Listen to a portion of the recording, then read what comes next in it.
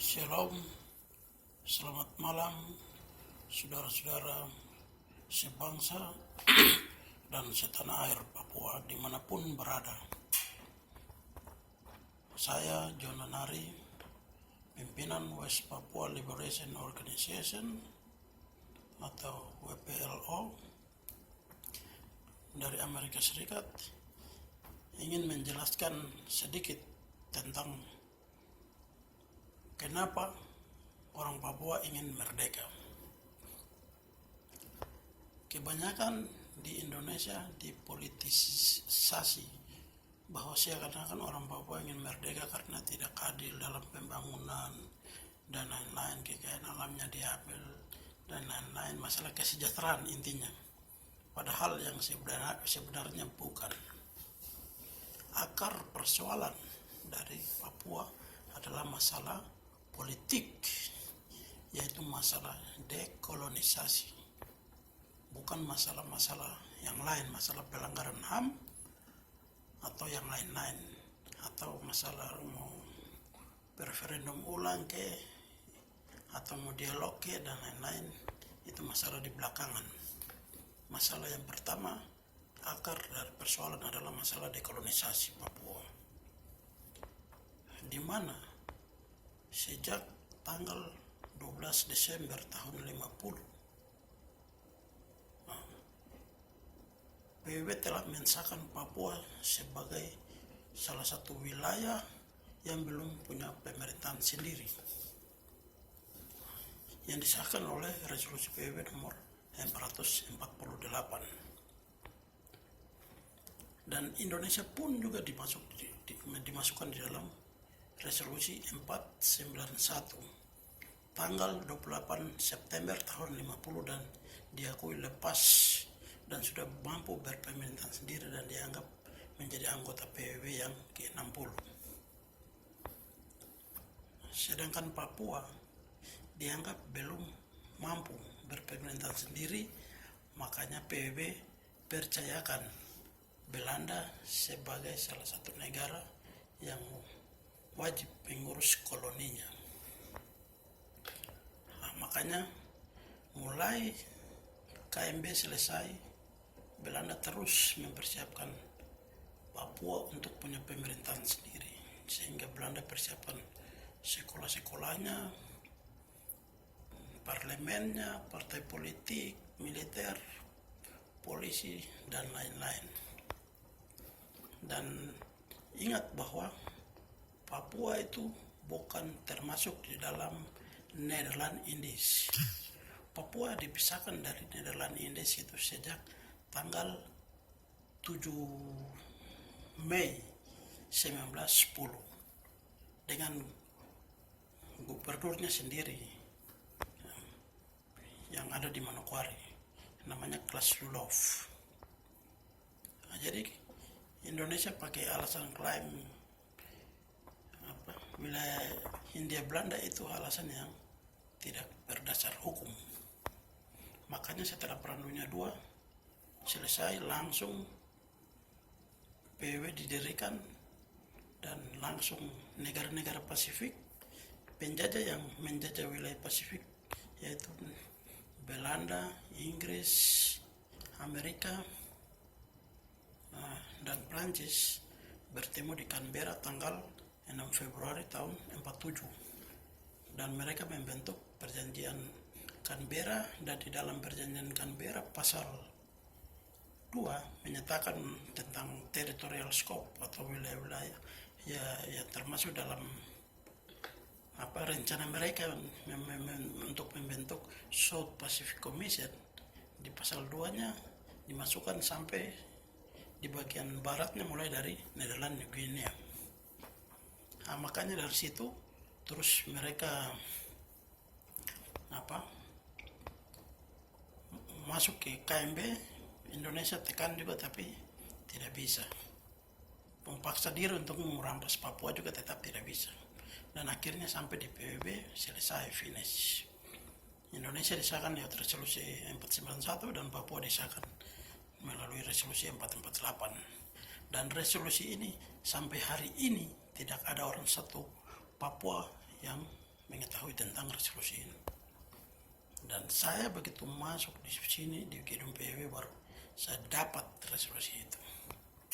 Dan kalau orang Papua mau tuntut PBB tanggung jawab resolusi 448 saja. Kita tidak perlu tuntut referendum, kita tidak perlu tuntut HAM, kita tidak perlu tuntut dialog dan segala macam tetap bengek, tapi kita tuntut PBB tanggung jawab resolusi 448. Karena di dalam piagam PBB pasal 73E yang mewajibkan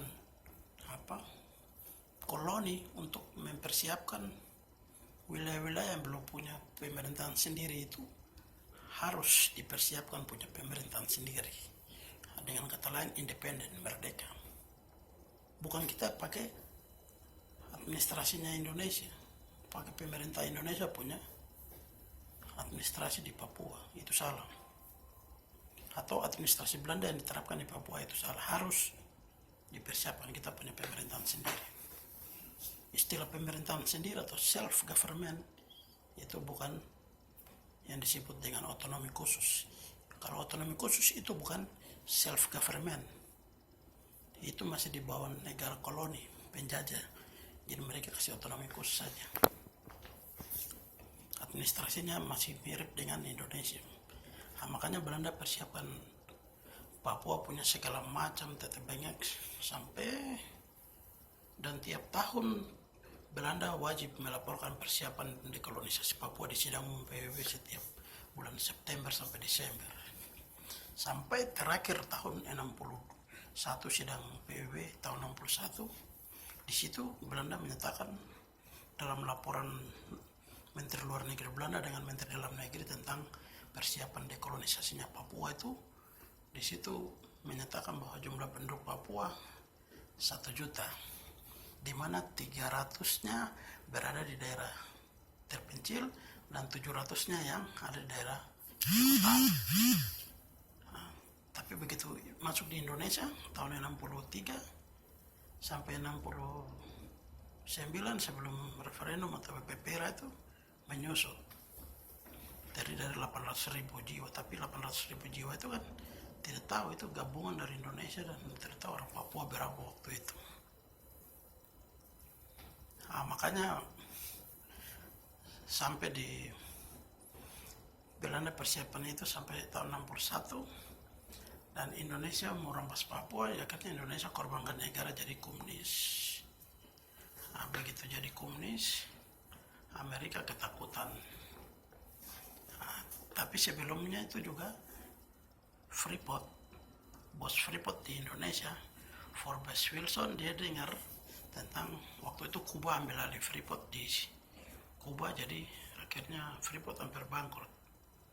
Makanya Freeport Indonesia dia buka kembali dokumen yang dulu diendosi survei tahun 1936, dibaca dan langsung dia ketemu dengan pimpinan perusahaan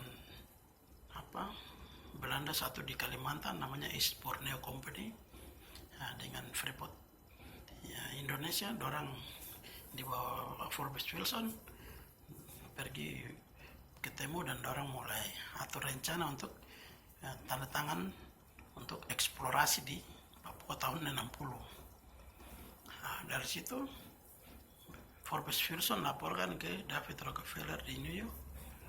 Laporannya disampaikan ke situ untuk mereka dibiayai sama David Rockefeller untuk survei itu. Tahun 60 mereka pergi survei dan laporannya juga pun tidak dilaporkan ke pemerintah New Guinea atau pemerintah Belanda. Mereka sembunyikan, cuma laporkan ke Rockefeller di New York. Setelah itu tahun 61 John Kennedy dilantik tanggal 21, terus tanggal 23-nya langsung tiba-tiba duta besar Amerika di Jakarta namanya Jones kirim surat ke John Kennedy untuk solusi untuk menyelesaikan komunis di Indonesia, yaitu harus Papua masuk Indonesia. Mereka alasannya komunis, padahal di balik itu sudah ada survei itu Gunung Erspek di Tembagapura. Terus nanti anaknya David Rockefeller pura-pura pergi ke Asmat terus hilang di situ, baru mereka lakukan pencarian. Padahal pura-pura masuk ikut bawah situ mau pergi cek gunung itu, Erzberg itu, Kartens itu, yang ada salju itu, dengan kekayaan alam di situ. Nah, dari situ terus bulan September tanggal 18 langsung Sekjen PBB yang mau kasih atur Papua merdeka ini namanya Dag Hammarskjöld mati di Kongo. Setelah itu tanggal 19 November tahun 61 diganti dengan Sekjen PBB Utan. Nah, jadi rencana ini batal karena Dag Hammarskjöld sudah buat resolusi 1514 untuk pemberian kemerdekaan bagi wilayah-wilayah yang belum punya pemerintahan sendiri tuh tahun 60.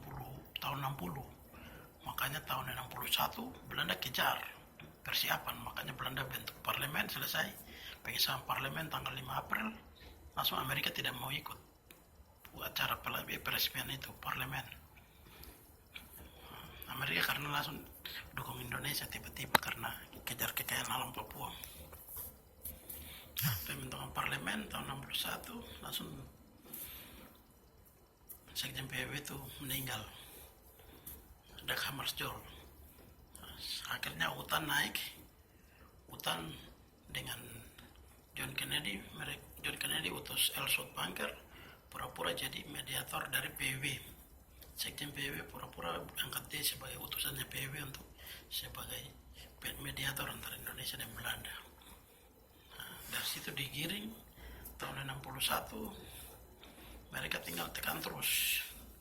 John Kennedy paksa Belanda sampai Belanda tidak mau juga, Belanda malahan tetap konsisten untuk mempersiapkan, makanya Belanda kejar untuk tahun 62 Belanda mau register Papua ke PBB, makanya tahun 61 itu mereka kejar sampai pembentukan parlemen tanggal 5 April tahun 61 selesai. Bulan Oktober tanggal 19 parlemen Papua New Guinea itu sidang selesai, tetapkan atribut negara Papua itu bendera, lambang negara, lagu kebangsaan, nama bangsa. Nah, setelah itu 1 Desember langsung pemerintah kerajaan Belanda merestui itu dan disuruh dinaikkan bendera Papua itu seluruh Papua. Nah, dari situ langsung Soekarno geram, Soekarno tidak mau untuk negara itu dibentuk dan akhirnya Amerika kasih uang ke Indonesia 800 juta US dollar atau sekitar 800 triliun. Dengan uang itu Soekarno pergi beli senjata di Rusia. Baru Soekarno kirim pasukan ke Papua, pura-pura hanya invasi militer yang kecil-kecil saja, itu tidak terlalu berat dan Belanda anggap itu kecil. Nah, akhirnya dari situ langsung bikin takut Belanda. Terus John Kennedy lagi tekan Belanda, paksa segera harus daripada bikin nanti pecah perang, Amerika dukung Belanda, Indonesia dapat dukung dari Rusia, berarti nanti bisa pecah perang dingin di gara-gara Papua. Alasan begitu Belanda digiring untuk pertemuan di Virginia tanggal 26 Maret tahun 62 bersama-sama dengan L. Banker, dengan Subandrio, dengan Van Royen. Mereka bertemu dan mereka rancang perjanjian New York itu di situ. Terus Soekarno kirim surat ke John Kennedy untuk paksa John Kennedy harus tekan Belanda supaya serahkan Papua sebelum tanggal 17 Agustus tahun 62 sebagai hadiah ulang tahun kemerdekaan Indonesia. Nah, makanya Belanda dapat paksa sampai langsung karena Indonesia takut kalau nanti bulan September Belanda masukkan Papua sebagai anggota PBB, berarti sudah susah untuk bantu Papua kasih merdeka. Nah, makanya dari situ akhirnya sudah terpaksa Belanda serahkan masuk ke perjanjian New York, tanda tangan di gedung PBB tanggal 15 Agustus. Selesai langsung Sekjen PBB Utan sahkan perjanjian New York itu lewat resolusi PBB nomor 1752. Nah, di dalam perjanjian New York itu berisi tentang peralihan administrasi dan pelaksanaan jajak pendapat. atau plebiscit, bukan pemilihan bebas atau eco free choice. Nah, jadi di dalam perjanjian New York itu mengatur tentang peralihan administrasi, bukan peralihan kekuasaan atau peralihan kedaulatan. Itu tidak, karena kedaulatan dan kekuasaan tetap ada di tangan rakyat Papua dan administrasi mereka harus dipersiapkan. Nah, jadi proses dekolonisasi Papua dipersiapkan itu waktu itu Belanda juga sudah usulkan untuk Belanda mau serahkan kembali ke PBB dengan di bawah administrasi, di bawah multi administering power, artinya di bawah banyak ini. Tapi Amerika tidak mau terima itu dengan Indonesia. Amerika maunya tuh administering powernya hanya satu saja, yaitu Indonesia.